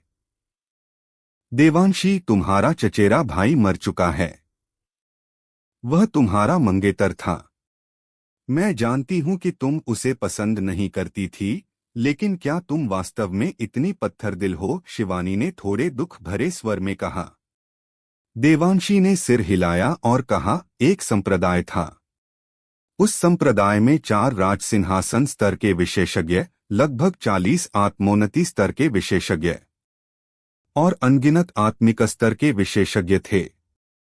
वह संप्रदाय उसे मारना चाहता था, लेकिन न केवल वह विफल रहा, बल्कि उसने उन पर हमला भी किया। उसके बाद उसके 10 से अधिक आत्मोन्नति स्तर के विशेषज्ञ मारे गए, जबकि उस संप्रदाय के अनगिनत आत्मिक स्तर के विशेषज्ञों ने अपनी जान गंवाई। इसके अलावा उसने उस संप्रदाय के सभी वरिष्ठों की कब्रों को भी नष्ट कर दिया। हालांकि वह फिर भी अंत में सुरक्षित निकल गया। चाची, क्या आपको लगता है कि मेरा दीप्ति वंश उसे मार सकता है? शिवानी स्तब्ध रह गई, जबकि बूढ़े आदमी ने झटके के साथ कहा, देवांशी, वह कौन है? तलवार सम्राट, देवांशी ने कहा, वह श्रीमान तियानजी का दामाद भी है। बूढ़े आदमी के चेहरे के भाव बदल गए और उसने आरव पर एक नजर डाली, जिसके बाद उसकी आंखों में हत्या की भावना धीरे धीरे कम हो गई। किसी और चीज का उल्लेख न करें, केवल तियानजी के दामाद के रूप में आरव की पहचान ने दीप्ति वंश के लिए उसके खिलाफ कार्रवाई करना असंभव बना दिया। युवा स्वामी आरव, आपने शायद अब तक अपना गुस्सा शांत कर लिया होगा, है ना? देवांशी ने उदासीनता के साथ आरव को देखा। आरव ने उसकी ओर देखा और कहा, जो मौत का हकदार था वह मर चुका है, इसलिए मैं स्वाभाविक रूप से संतुष्ट हूँ। हालांकि कुमारी देवांशी, मुझे आपको पहले से ही बताने की अनुमति दें। मुझे साजिश रचा जाना पसंद नहीं है।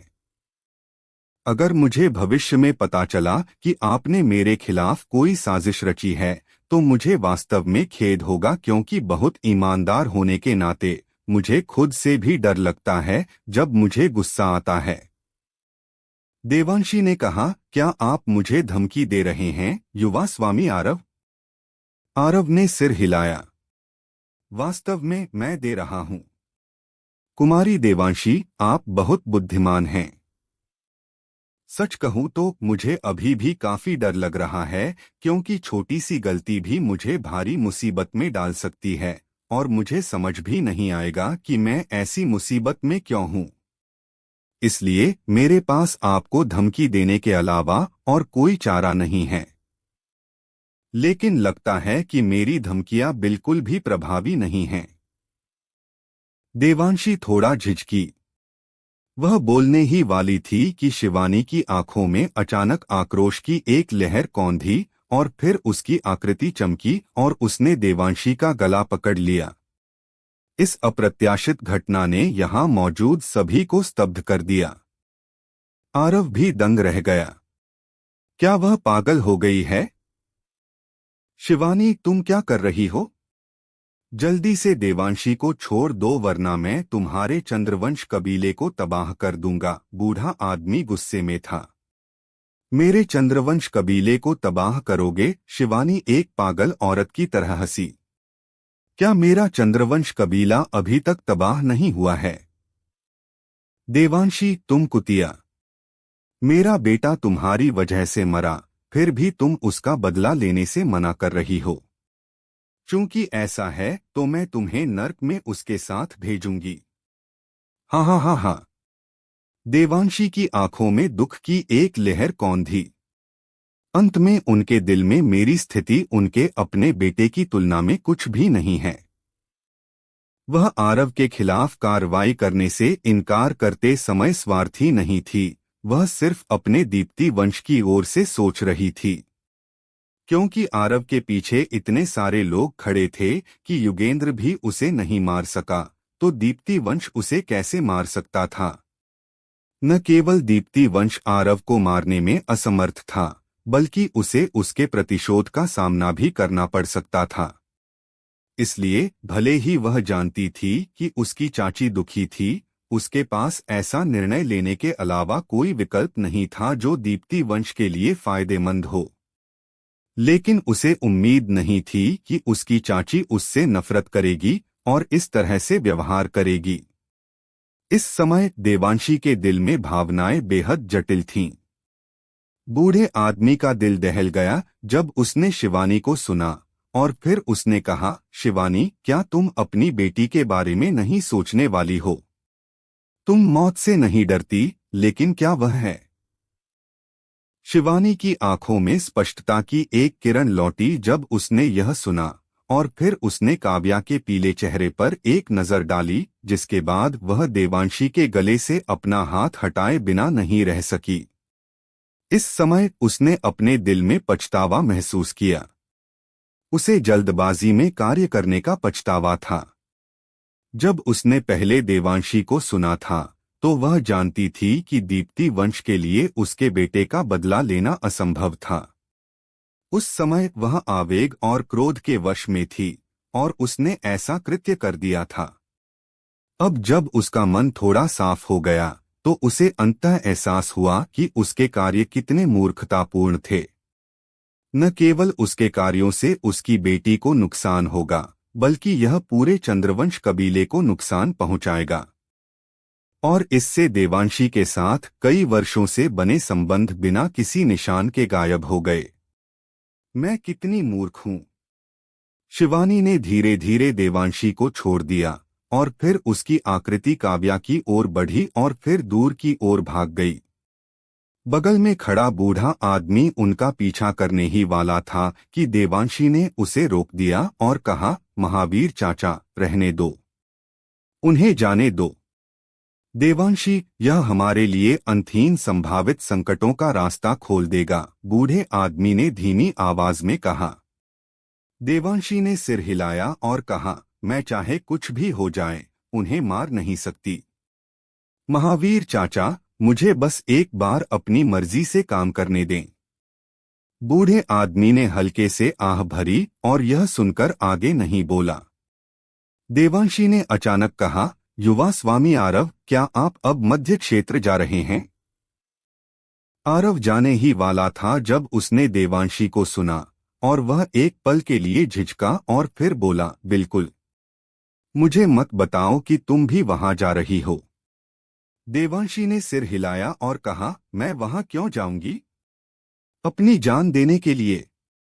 मैं तुम्हें सावधान रहने के लिए कहना चाहती थी, क्योंकि आकाश दैत्य संप्रदाय और वे अन्य संप्रदाय हर जगह तुम्हारी तलाश कर रहे हैं।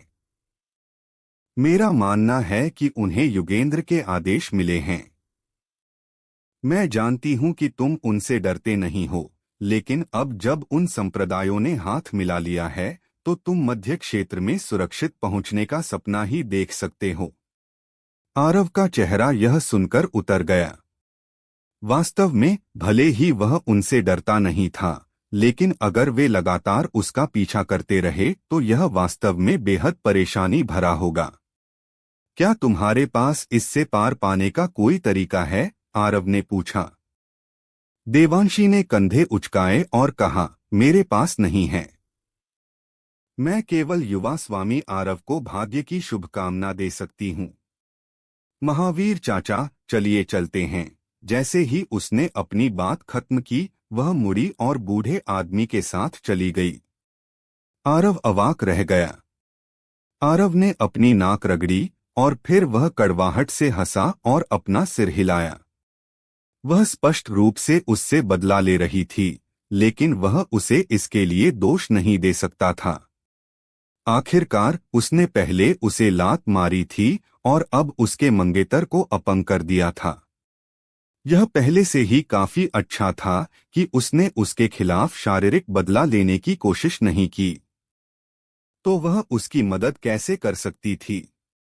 आरव कुछ देर उसी स्थान पर चुपचाप खड़ा रहा और फिर उसने अपना दाहिना हाथ हिलाया और प्राचीन म्यान के भीतर से अनाया को बाहर निकाला।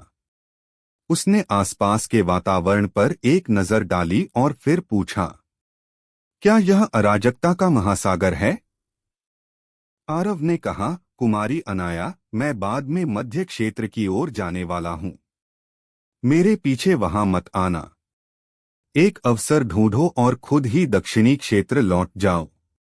उसने महसूस किया कि उसे साथ लाना पूरी तरह से एक बोझ साथ लाने जैसा था।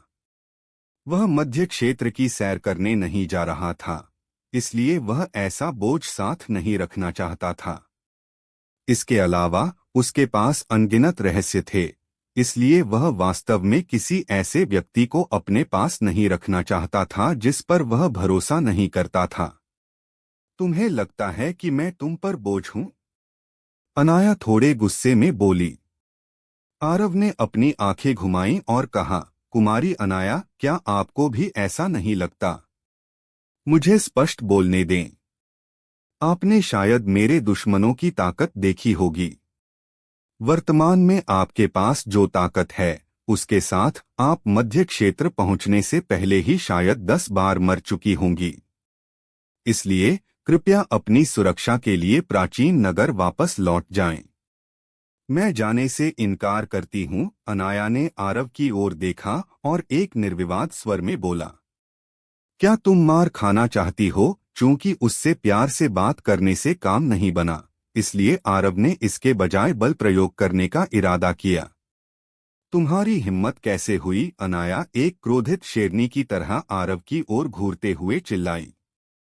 आरव ने हंसते हुए कहा, कुमारी अनाया, क्या आपको लगता है कि आप मेरा मुकाबला कर सकती हैं? स्पष्ट रूप से कहूं तो अगर मेरा इरादा आपके प्रति गलत होता तो आप मेरा क्या बिगाड़ लेती? यह सुनकर अनाया के चेहरे का रंग उड़ गया और फिर उसकी तलवार तेजी से उसकी अपनी गर्दन के पास पहुंच गई। उसने कहा, अगर तुमने मुझे अपमानित करने की हिम्मत की तो मैं सफल होने देने के बजाय मरना पसंद करूंगी। आरव दंग रह गया। तो उसकी नजर में मैं इस तरह का व्यक्ति हूं? आरव ने अपना सिर हिलाया और कहा, कुमारी अनाया, यह अच्छी बात है कि आप खुद को तराशने के लिए दुनिया में निकलना चाहती हैं, और मैं आपके निर्णय का समर्थन करता हूं। हालांकि आपको यह मेरे साथ नहीं करना चाहिए। मेरे साथ घूमना खुद को तराशना नहीं, बल्कि मौत को दावत देना है। मैं आपको डरा नहीं रहा हूं, लेकिन यहाँ के सभी संप्रदायों, जैसे आकाश दैत्य संप्रदाय, ने मेरी तलाश शुरू कर दी है, और वे आत्मोन्नति स्तर के खूनी पेशेवर भी शायद अभी भी मुझे ढूंढ रहे होंगे। कुमारी अनाया, मैं खुद की रक्षा नहीं कर पा रहा हूँ, तो मैं आपकी रक्षा कैसे करूँगा? अनाया ने अपनी तलवार नीचे की और चुप हो गई। आरव ने अपनी बात जारी रखी। मैंने आपके पिता से वादा किया था कि मैं आपका ख्याल रखूंगा, लेकिन आपने वर्तमान स्थिति खुद देखी है। हम अभी सिर्फ अराजकता के महासागर में हैं, लेकिन हमें पहले ही इतने सारे लोगों ने घेर लिया है। अगर हम मध्य क्षेत्र पहुंचते हैं तो वह सर्वोच्च हन साम्राज्य का इलाका होगा, तो कौन जानता है कि वहां हमें कितने हत्यारों का सामना करना पड़ेगा। इसलिए मेरी सलाह माने और प्राचीन नगर वापस लौट जाएं। वह प्राचीन नगर के नगर प्रमुख की बेटी थी, इसलिए आरव उनके बीच के संबंधों को खराब नहीं करना चाहता था। इसके अलावा जब तक कोई उसकी सीमाओं को पार नहीं करता था, वह काफी समझदार व्यक्ति था। अनाया कुछ देर चुप रही और फिर बोली, आरव, तुम भी एक तलवार साधक हो, इसलिए तुम्हें पता होना चाहिए कि अब प्राचीन नगर लौटने का मेरे लिए क्या मतलब होगा। हम तलवार साधकों को साहसपूर्वक आगे बढ़ना चाहिए और चुनौतियों से निडर रहना चाहिए, है ना? बेशक मैं समझती हूँ कि अगर मैं तुम्हारे पीछे आई तो मैं वाकई तुम्हारे लिए एक बोझ बन जाऊंगी। इसलिए मैंने फैसला किया है कि मैं अकेले मध्य क्षेत्र जाऊंगी। अगर मैं बदकिस्मत रही और मुझ पर कोई विपत्ति आई तो वह मेरी समस्या होगी और इसका तुमसे कोई लेना देना नहीं होगा। जैसे ही उसने अपनी बात पूरी की, अनाया ने आरव के सामने थोड़ा झुककर कहा, इस दौरान मेरा ख्याल रखने के लिए धन्यवाद। मैं इस दयालुता को याद रखूंगी। अपनी बात खत्म करके अनाया मुड़ी और वहां से चली गई। रुको, आरव ने कहा। अनाया मुड़ी और वह अपनी भौहें सिकोड़ने से खुद को रोक नहीं पाई क्योंकि उसे लगा कि आरव उसे रोकने का इरादा रखता है। आरव ने 5 तंत्र और 10 उच्च श्रेणी के ऊर्जा पत्थर निकाले और उन्हें उसे देते हुए कहा, मेरे पास तुम्हें रोकने का कोई कारण नहीं है, अन्यथा मैं तुम्हारी तलवार के मार्ग में बाधा बन जाऊंगा। भले ही हमारे बीच पट्टी न हो, फिर भी हम साथ में कई मुश्किलों से गुजरे हैं। ये तंत्र और ऊर्जा पत्थर तुम्हारे काम आएंगे। मरना मत। मुझे उम्मीद है कि मैं तुम्हें मध्य क्षेत्र में देख पाऊंगा। अनाया स्तब्ध रह गई। उसने उन्हें लिया, आरव पर एक लंबी नजर डाली और कहा, धन्यवाद। मुझे भी उम्मीद है कि मैं तुम्हें मध्य क्षेत्र में देख पाऊंगी। इतना कहकर वह वहां से चली गई। जैसे ही उसने उसे अपनी नजरों से ओझल होते देखा, आरव को अचानक लगा कि वह काफी परिपक्व हो गई है। अतीत में वह उससे ये चीजें कभी स्वीकार नहीं करती और बिना किसी कारण के हंगामा खड़ा कर देती। लेकिन अब उसने न केवल उन्हें लिया बल्कि उसे धन्यवाद भी दिया। आरव ने अपना सिर हिलाया और फिर उसकी आकृति चमकी और वह उस स्थान से गायब हो गया।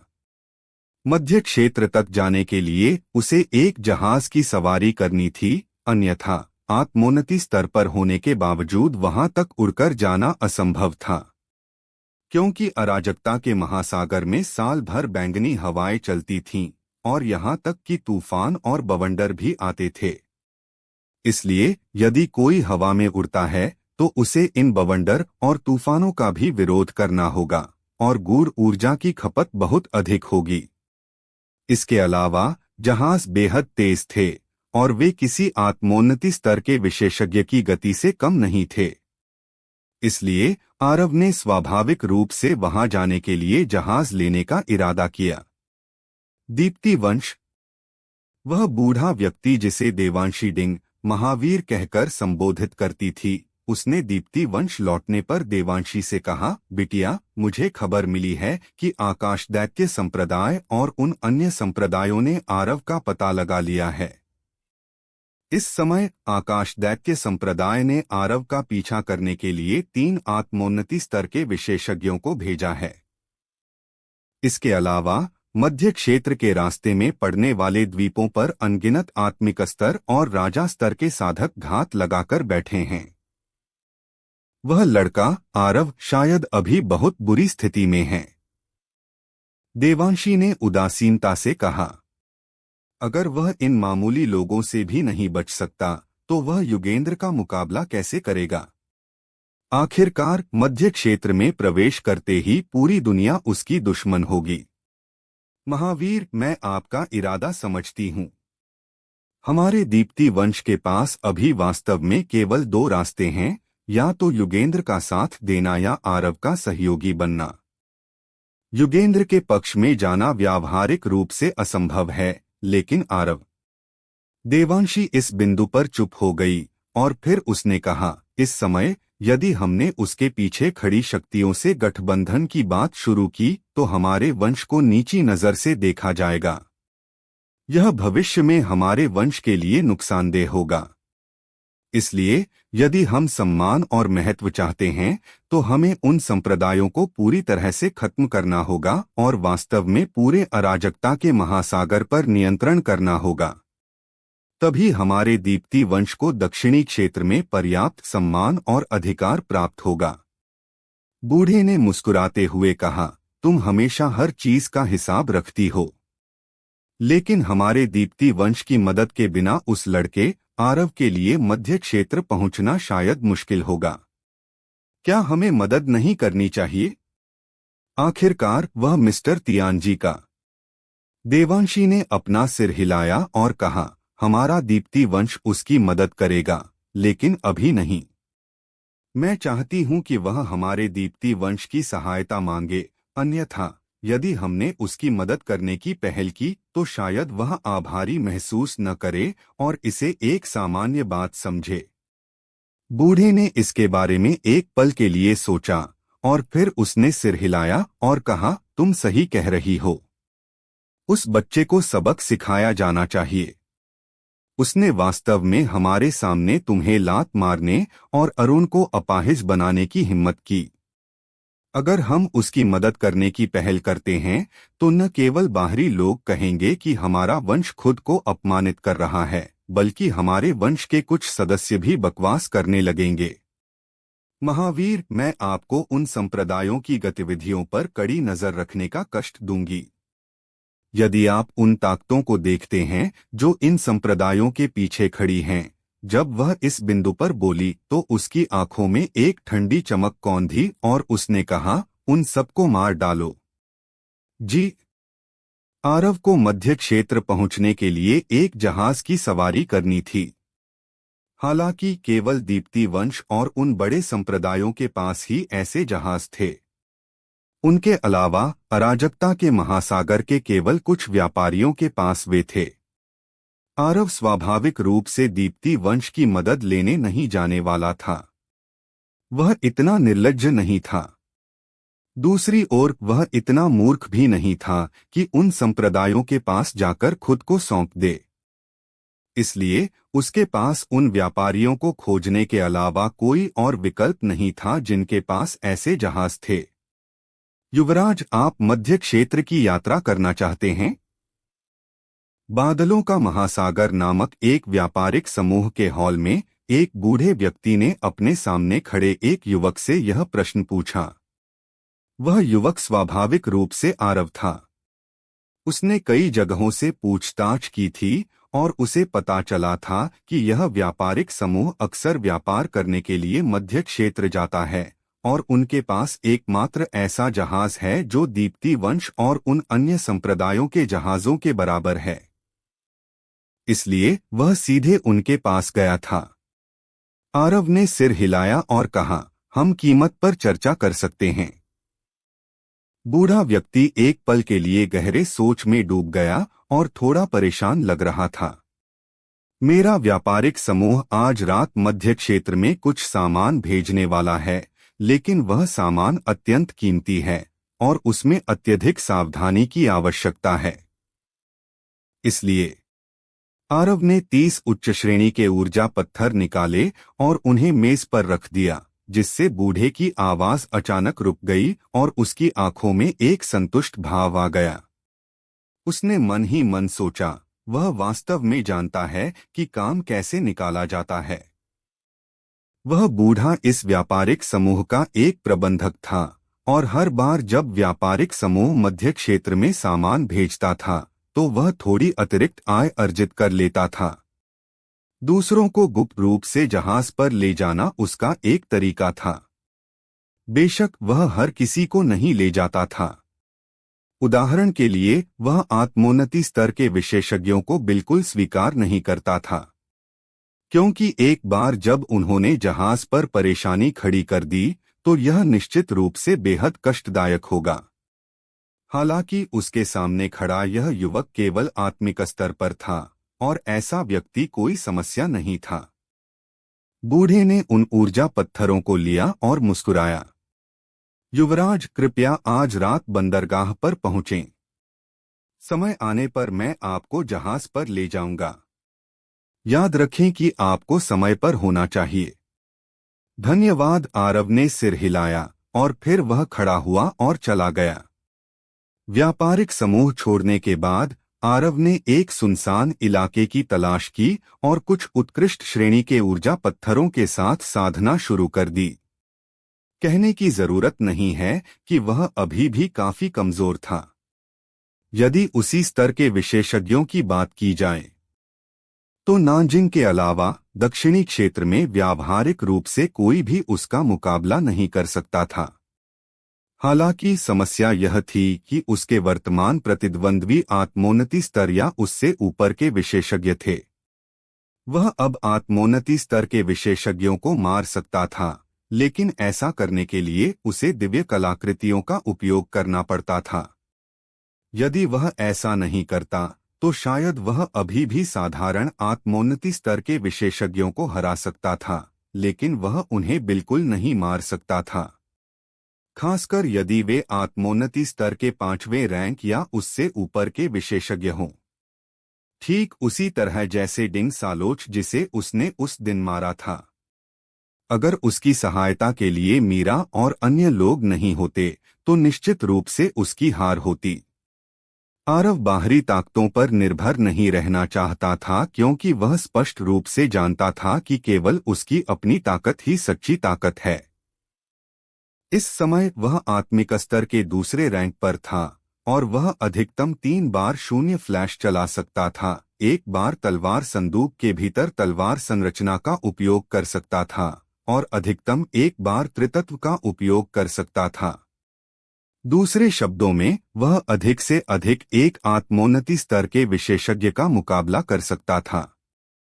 यदि उसका सामना 2 आत्मोन्नति स्तर के विशेषज्ञों की संयुक्त सेना से होता तो उसके पास भागने के अलावा कोई विकल्प नहीं होता।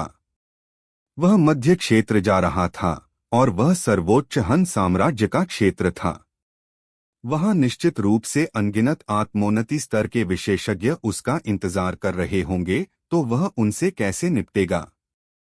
उस समय युगेंद्र को विश्व चित्र प्राप्त करने से रोकना तो दूर, जीवित रहना भी उसके लिए एक समस्या होगी।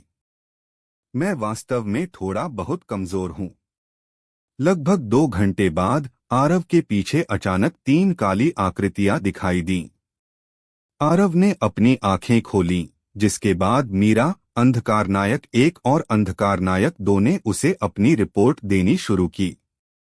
जैसे जैसे उसने उन्हें सुना, उसके चेहरे का भाव धीरे धीरे गंभीर होता गया।